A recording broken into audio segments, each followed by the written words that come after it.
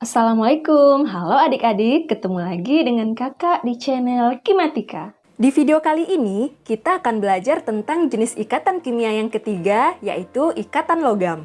Jika ikatan ion terjadi antara atom logam dan non-logam, kemudian ikatan kovalen terjadi antar non-logam, maka ikatan logam adalah ikatan yang terbentuk antara atom logam dengan atom logam lain dalam suatu unsur logam.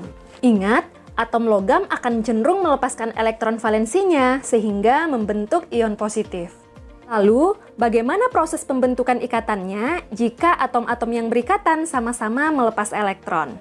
Nah, ternyata ikatan logam terjadi karena adanya gaya tarik-menarik antara muatan positif dari ion-ion logam dengan muatan negatif dari elektron yang bergerak bebas. Elektron yang bergerak bebas di sini adalah elektron valensi yang dilepas oleh tiap atom ya. Contoh, unsur Na. Di dalam unsur Na tentunya terdapat atom-atom Na ya.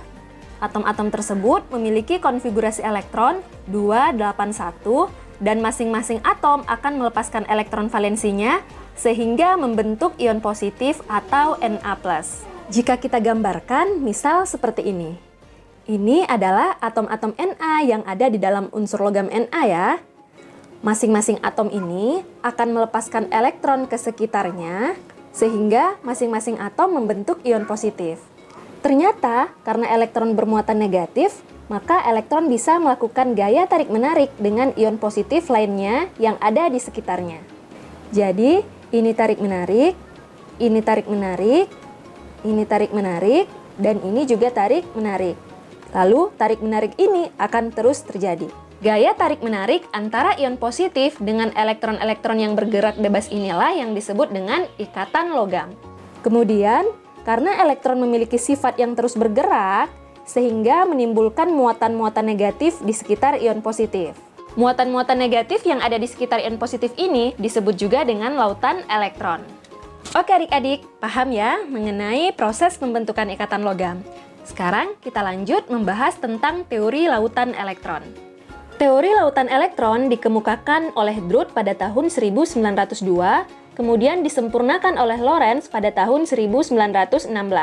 Makanya, teori lautan elektron disebut juga dengan teori Drude-Lorentz atau teori elektron bebas. Nah, menurut teori ini, elektron valensi logam bergerak bebas mengisi ruang-ruang di antara kisi-kisi kation logam yang bermuatan positif. Jadi, jika kita gambarkan secara umum, misalnya seperti ini, ada kation-kation logam yang bermuatan positif, kemudian di antara atau di sekitar kation-kation ini terdapat elektron-elektron yang bergerak bebas. Nah, elektron-elektron ini merupakan elektron valensi yang dilepaskan oleh atom-atom logam, yang disebut juga dengan lautan elektron.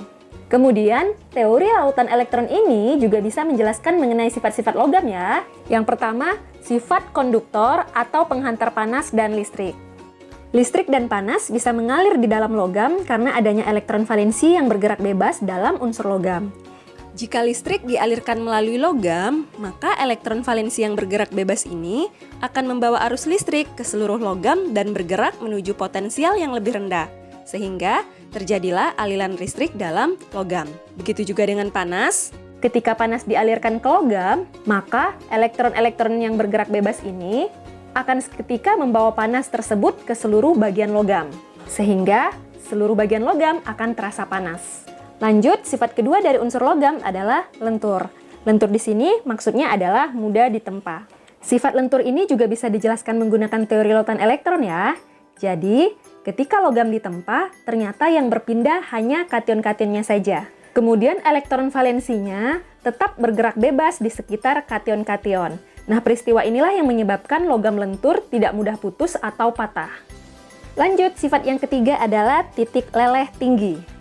Nah, untuk sifat titik leleh ini tadi sudah dijelaskan juga ya, bahwa logam itu memiliki sifat yang lentur, tidak mudah putus atau patah. Makanya titik lelehnya jadi tinggi.